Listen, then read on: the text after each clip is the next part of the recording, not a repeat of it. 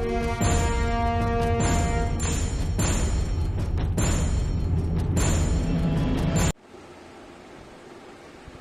Dear students, Ajit mathematics YouTube channel पर आप सबका हार्दिक स्वागत है।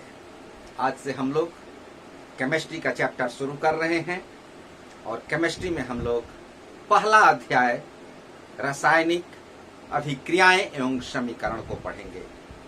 लेकिन इससे पूर्व यदि अभी तक आपने इस चैनल को सब्सक्राइब नहीं किया है तो आप अवश्य कर लें। बेल आइकन का बटन दबाना न भूलें ताकि आने वाले क्लास का नोटिफिकेशन आप सबसे पहले प्राप्त कर सकें। यदि आपके पास एनसीईआरटी की बुक है तो बुक को ओपन कर लीजिए और देखिए, लिखा हुआ है कि कुछ परिस्थितियों पर आप विचार कीजिए, ध्यान दीजिए कि क्या होता है। क्या होता है जब गर्मियों में कमरे के ताप पर दूध को खुला छोड़ दिया जाता है। लोहे का तवा, तसला, कील, इन सबको आर्द्र वायुमंडल में यानी नमी युक्त वायुमंडल में खुला छोड़ दिया जाता है।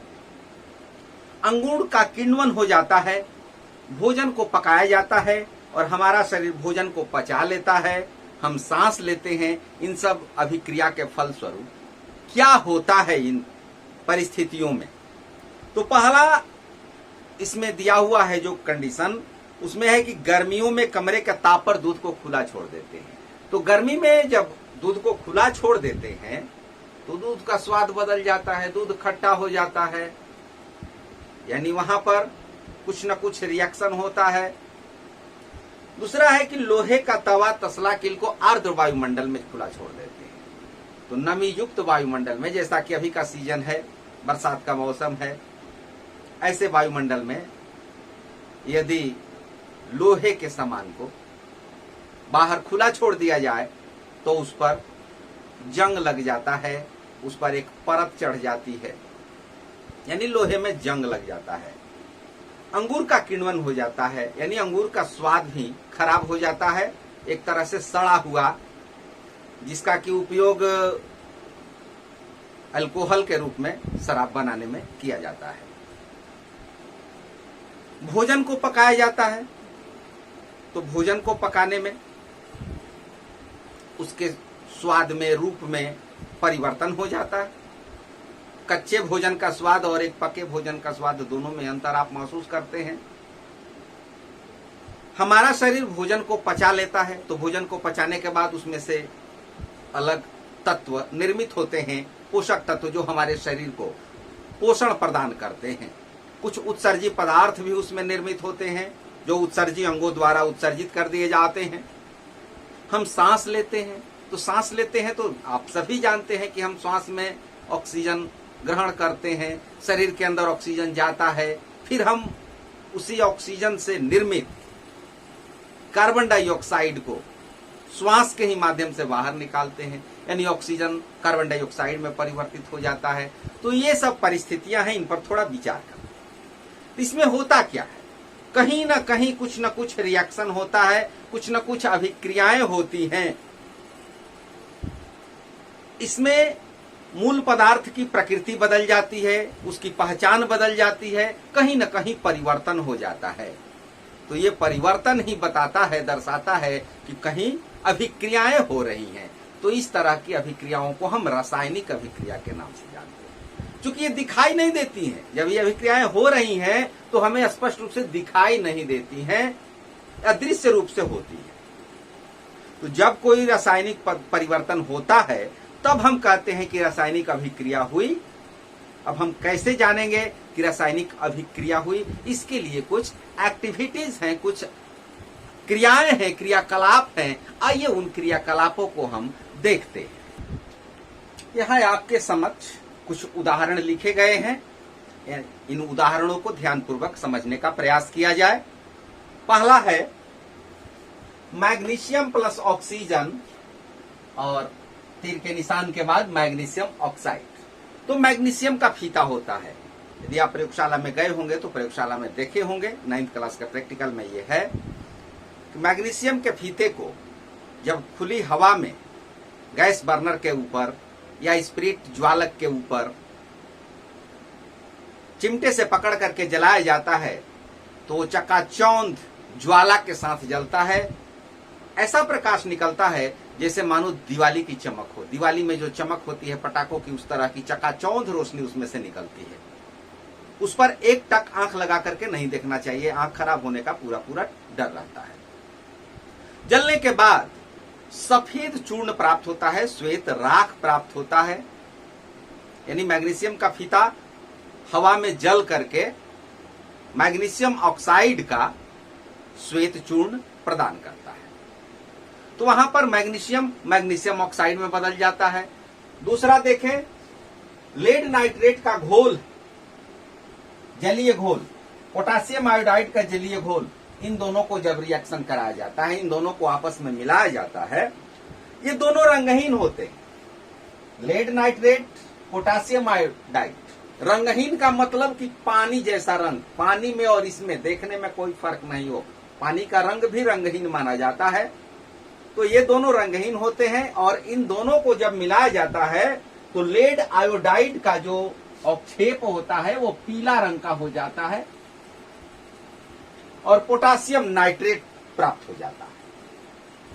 तीसरा रिएक्शन है बेरियम क्लोराइड और तनु सल्फ्यूरिक अम्ल। तनु और सांद्र के बारे में बताएंगे। ये भी रंगहीन है। बेरियम क्लोराइड कलरलेस, तनु सल्फ्यूरिक अम्ल भी कलरलेस। और इन दोनों को जब रिएक्शन कराया जाता है तो बेरियम सल्फेट का श्वेत घोल प्राप्त हो जाता है। हाइड्रोजन क्लोराइड वो भी रंगहीन हो जाता है। तो ये प्राप्त होता है, बेरियम सल्फेट प्राप्त होता है श्वेत के रूप में, यानी इसका रंग श्वेत व्हाइट हो जाता है। जस्ते के टुकड़े पर जिंक या दानेदार जिंक पर जब तनु सल्फ्यूरिक अम्ल डाला जाता है तो उसमें रिएक्शन शुरू होता है, बुलबुले निकलने शुरू होते हैं, फटफड़ाहट होती है। यदि परख नली में एक जस्ते का टुकड़ा ले करके और उस पर बूंद बूंद करके हाइड्रोजन सल्फेट यानी तनु सल्फ्यूरिक अम्ल, गंधकाम्ल भी इसको कहा जाता है, उसको डाला जाता है तो जस्ते के टुकड़े के साथ वो रिएक्शन शुरू हो जाता है और उसमें बुलबुले निकलने लगते हैं, गर्म हो जाता है। वो जिंक सल्फेट के रूप में काला अवक्षेप बच जाता है और साथ ही उसमें हाइड्रोजन गैस निकलती है। उस गैस की पहचान ये है कि यदि उसके पास जलती हुई संठी ले जाते हैं तो पॉप ध्वनि के साथ जलने लगती है, फट फट की आवाज वहां पर आती है। अगला उदाहरण देखें, कली चूना। ये कली चूना अक्सर दिवाली के अवसर पर हम लोग पुताई में यूज करते हैं। जो गिट्टी वाला पत्थर जैसा होता है उसको कली चूना कहते हैं। कली चूने पर जब जल डाल दिया जाता है, आप घरों में प्रयोग करके देखे होंगे कि जब उसमें जल डाला जाता है तो फटफड़ाहट शुरू हो जाती है, वो खोलने लगता है और उसके बाद वो गीला हो जाता है, जिसे बुझा हुआ चूना कहते हैं या इसको भखरा चूना भी कहा जाता है और साथ में उष्मा निकलती है। तो यहां पर कुछ उदाहरण, रासायनिक उदाहरण लिए गए हैं। मैग्नीशियम से लेकर के और कली चूना तक इन 5 तरह के उदाहरणों में हम देखें कि क्या क्या परिवर्तन हुआ है। तो पहले उदाहरण में मैग्नीशियम और ऑक्सीजन के बीच जब अभिक्रिया हुई तो मैग्नीशियम ऑक्साइड बना, यानी यहां पर अवस्था में परिवर्तन हुआ। अवस्था में परिवर्तन,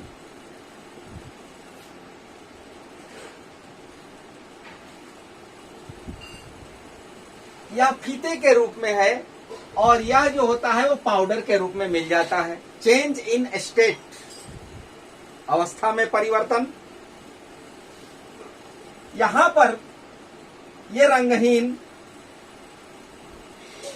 ये भी रंगहीन और यहां पर पीला रंग, यानी रंग में परिवर्तन। अभिक्रिया के फलस्वरूप यहां रंग में परिवर्तन हो जाता है, रंगहीन रंगहीन मिलकर के रंगीन हो जाता है। बेरियम क्लोराइड, तनु सल्फ्यूरिक अम्ल, ये दोनों रंगहीन हैं, लेकिन बेरियम सल्फेट यह श्वेत अवक्षेप बन जाता है, ये ठोस के रूप में यहां पर भी अवस्था में भी परिवर्तन हुआ और रंग में परिवर्तन हुआ, क्योंकि ये दोनों लिक्विड है, लेकिन यहां पर ये सॉलिड मिल जाता है और वो हाइड्रोजन क्लोराइड वो अलग हो जाता है। रंगहीन यहां भी श्वेत हो जाते हैं, यानी सफेद हो जाते हैं। अगला, जिंक और तनु सल्फ्यूरिक अम्ल के बीच जब क्रिया होती है तो यहां पर ये सॉलिड है, ठोस है, और ये लिक्विड है, ये द्रव के रूप में है। ये ठोस और ये गैस के रूप में निकलता है, ये गैस है। तो यहां पर भी अवस्था में परिवर्तन हुआ, सॉलिड लिक्विड, वहां पर गैस, साथ ही साथ यहां ऊष्मा निकलती है, गर्म हो जाता है, तो ताप में भी परिवर्तन हो जाता है। यहां पर ठोस और इसको मिलाते हैं, ऊष्मा उत्पन्न हो जाती है, यहां भी ताप में परिवर्तन होता है। तो इन सब अभिक्रियाओं का प्रेक्षण करने के बाद हम कुछ निष्कर्ष निकालते हैं कि क्या होता है रासायनिक अभिक्रिया के फलस्वरूप, क्या होता है। आइए इन सबको एक लाइन में देखें कि क्या क्या होता है। इन सब क्रियाकलापों के आधार पर हम कह सकते हैं कि कुछ न कुछ परिवर्तन हुआ, और उसी परिवर्तन के आधार पर यह कहा जा सकता है कि रासायनिक अभिक्रिया हुई। और क्या परिवर्तन हुए उसको देखिए। पहला, अवस्था में परिवर्तन हुआ।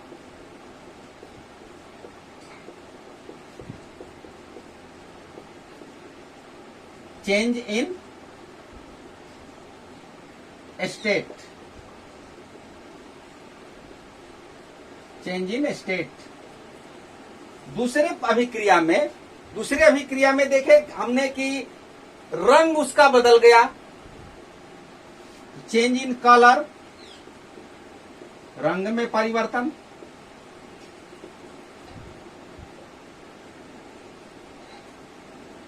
Change in colour.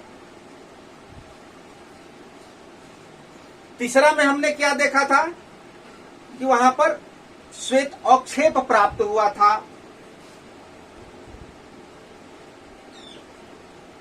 अवक्षेप का निर्माण हुआ।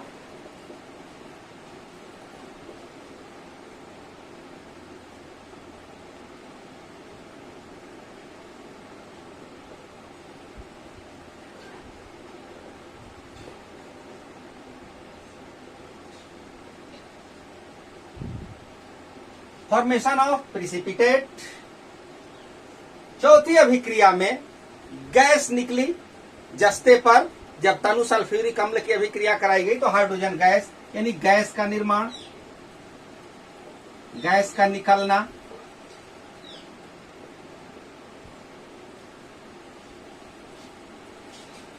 Evolution of gas.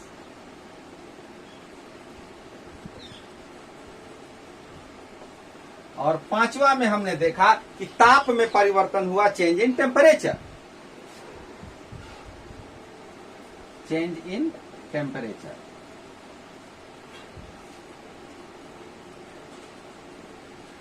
यानी ताप में परिवर्तन।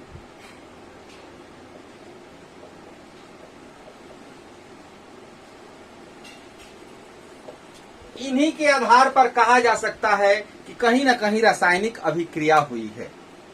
कोई आवश्यक नहीं कि सब एक साथ होंगे, किसी अभिक्रिया में कोई होगा, किसी में दूसरा होगा, किसी में तीसरा होगा, किसी में दो एक साथ भी हो सकते हैं। तो इनके आधार पर यह हम कह सकते हैं कि रासायनिक अभिक्रिया हो रही है। तो रासायनिक अभिक्रिया का प्रेक्षण किया जाए, प्रेक्षण के आधार पर क्या परिवर्तन होता है ये हम निरीक्षण करते हैं। तो इस तरह की ये विशेषताएं हैं एक तरह से रासायनिक अभिक्रिया की। अब आइए रासायनिक अभिक्रिया का डेफिनेशन लिख लेते हैं। रासायनिक अभिक्रिया की परिभाषा इस प्रकार: जब कोई पदार्थ अकेले अथवा किसी अन्य पदार्थ के साथ क्रिया करके एक या एक से अधिक भिन्न गुणधर्म वाले नए पदार्थों का निर्माण करते हैं तो उसे रासायनिक अभिक्रिया कहते हैं। यहाँ कुछ शब्दों पर ध्यान दें। कोई पदार्थ है वो अकेले भी क्रिया कर सकता है। अकेले क्रिया का मतलब कि वो एक से अधिक पदार्थों में विखंडित हो सकता है, टूट सकता है, या किसी दूसरे पदार्थ के साथ मिल करके रिएक्शन कर सकता है। वो पदार्थ किसी दूसरे पदार्थ के साथ मिल जाएगा, तब उसके बाद एक पदार्थ बना सकता है, या अलग अलग एक से अधिक 2-3 पदार्थों का निर्माण करते हैं। उन सब का गुण जो है वो अलग होता है, भिन्न गुणधर्म वाले गुणधर्म, यानी नए पदार्थों का जो गुणधर्म है वो अलग होगा। किससे अलग होगा? मूल पदार्थ से। या तो यहां पर एक पदार्थ किसी दूसरे पदार्थ के साथ मिल करके रिएक्शन करता है, तो इस पदार्थ का गुणधर्म और इस पदार्थ का गुणधर्म, इन दोनों पदार्थों के गुणधर्म से, उनके गुणधर्म से ये अलग होगा नए पदार्थों का गुणधर्म। यानी वहां पर पूरा पूरा गुण बदल जाता है। जैसे हाइड्रोजन गैस है, ऑक्सीजन भी गैस है, और हाइड्रोजन ऑक्सीजन से मिल करके जल बनता है। यहां गैस गैस और जल द्रव। हाइड्रोजन का गुण है जलना, ऑक्सीजन का गुण है जलाना, लेकिन जल उन दोनों से निर्मित, और उसका गुण ठीक उसके विपरीत हो जाता है, वो जलते हुए को बुझा देता है। तो यहां गुण धर्म बदल जाते हैं। तो इन्हें हम, जब ऐसा होता है तब उसे रासायनिक अभिक्रिया कहा जाता है। इस डिफिनीशन को आप नोट कर लें। अभिक्रिया में जो पदार्थ भाग लेते हैं उन्हें अभिकारक कहा जाता है, या प्रतिकारक भी कहा जाता है। अभिक्रिया में जो पदार्थ भाग लेते हैं, यानी यहाँ अकेला पदार्थ है तो अकेले अभिकारक हुआ, 2 पदार्थ मिलकर के अभिक्रिया कर रहे हैं तो 2 अभिकारक होंगे, और अभिक्रिया के बाद जो निर्मित होता है उसे उत्पाद कहते हैं, प्रोडक्ट, या प्रतिफल भी कहा जाता है। तो ध्यान दीजिएगा, कहीं भी केमिकल रिएक्शन हो तो तीर चिन्ह के जो लेफ्ट साइड में है वो अभिकारक होगा, और राइट साइड में जो होगा वो उत्पाद होगा, वो प्रतिफल होगा, प्रोडक्ट होगा। तो अभिकारक और उत्पाद को भी आप समझ लेंगे। यह है रासायनिक अभिक्रिया का डिफिनीशन। अभिकारक और उत्पाद को भी आप समझ लीजिए। अब देखेंगे हम रासायनिक समीकरण के बारे में। तो रासायनिक समीकरण में अभी हमने बताया कि अभिक्रिया करने वाले पदार्थ को अभिकारक कहते हैं, और अभिकारक के बाद, अभिक्रिया के बाद जो पदार्थ निर्मित होता है उन्हें उत्पाद कहा जाता है। और इन दोनों के बीच में एक तीर का निशान ये जुड़ा रहता है। अभिकारक लेफ्ट हैंड साइड में होता है, उत्पाद राइट हैंड साइड में होता है। अभी जो 4-5 उदाहरण आपने शुरुआत में देखा, जैसे कि मैग्नीशियम के फीते को वायु में जलाने पर मैग्नीशियम ऑक्साइड प्राप्त होता है, यह पूरा पूरा वाक्य है। यह रासायनिक समीकरण का वाक्य है, रासायनिक अभिक्रिया से संबंधित वाक्य है।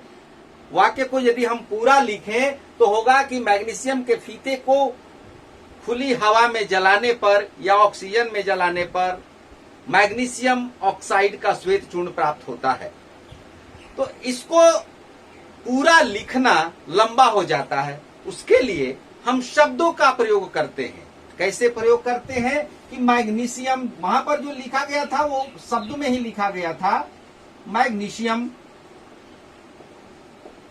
प्लस ऑक्सीजन, मैग्नीशियम ऑक्साइड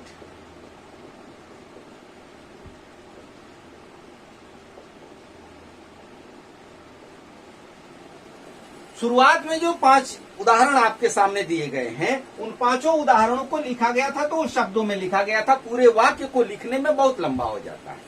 तो अभिक्रिया को शब्दों के रूप में व्यक्त करना, ये शब्द समीकरण कहलाता है। जब पूरी अभिक्रिया को हम वर्ड्स के रूप में लिख देते हैं, शब्दों के माध्यम से लिखते हैं, तो इन्हें हम शब्द समीकरण कहते हैं। तो शब्द समीकरण भी लंबा होता है, ये भी लिखने में लंबा लगता है। इनके स्थान पर इनके रासायनिक संकेतों का, सूत्रों का जब उपयोग किया जाता है तो उसे रासायनिक समीकरण के नाम से जानते हैं। जैसे मैग्नीशियम का संकेत Mg, ऑक्सीजन का संकेत O2 और magnesium oxide MgO।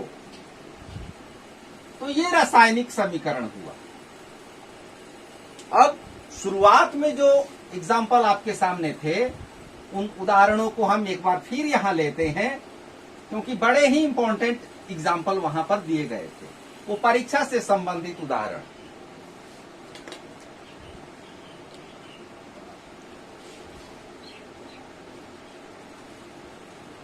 Magnesium plus oxygen. शब्द समीकरण मैं नहीं लिख रहा हूं, डायरेक्ट केमिकल इक्वेशन रासायनिक समीकरण लिख रहा हूं। मैग्नीशियम ऑक्साइड ये पहला था। दूसरा है lead nitrate PbNO3 whole twice. Potassium iodide Ki potassium iodide. Potassium nitrate KNO3। पूरे शब्द समीकरण को यहां पर रासायनिक संकेत और सूत्रों के माध्यम से लेड आयोडाइड,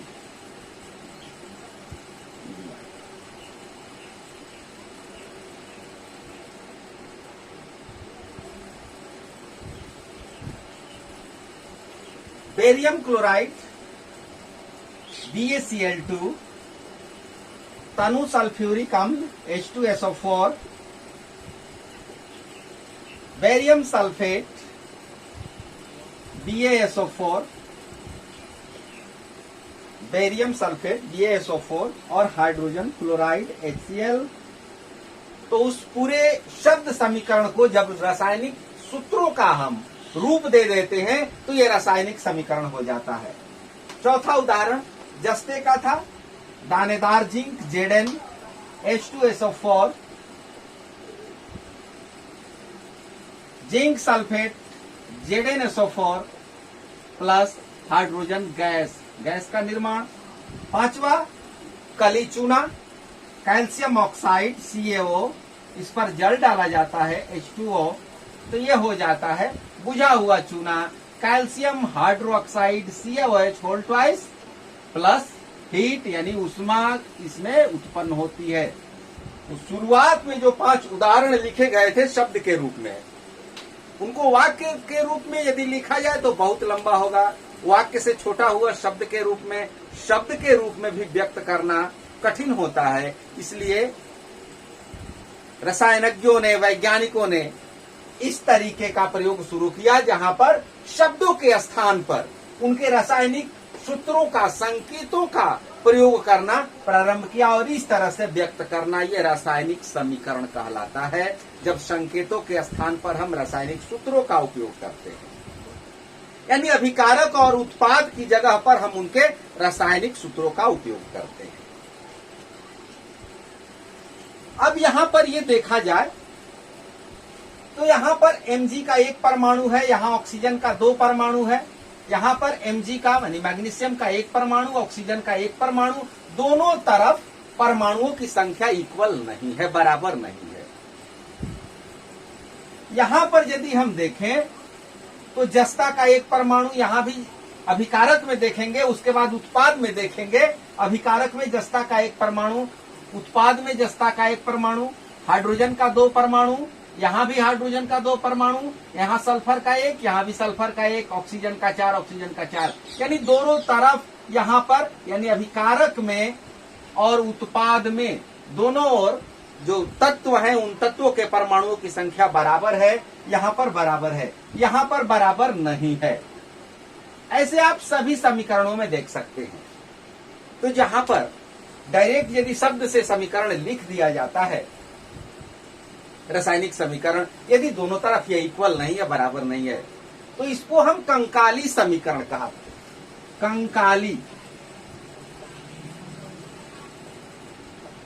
कंकाली समीकरण, जैसे मानव शरीर का कंकाल होता है, उस कंकाल के ऊपर मांस होता है, उसके ऊपर त्वचा होती है।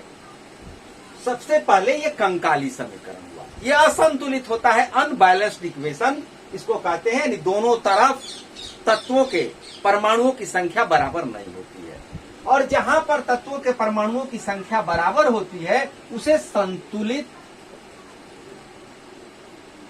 रासायनिक समीकरण कहा जाता है। तो जब कभी भी हम प्रयोग करेंगे तो संतुलित रासायनिक समीकरण का ही प्रयोग करेंगे, क्योंकि रासायनिक समीकरण को संतुलित करना अनिवार्य है। क्यों अनिवार्य है? आप 9th क्लास में पढ़ के आए हैं, द्रव्यमान संरक्षण का नियम। तो द्रव्यमान संरक्षण के नियम का पालन करने के लिए रासायनिक समीकरण को संतुलित करना अनिवार्य है। हम अगले क्लास में सीखेंगे कि रासायनिक समीकरण को कैसे संतुलित किया जाता है। Thank you, all the best.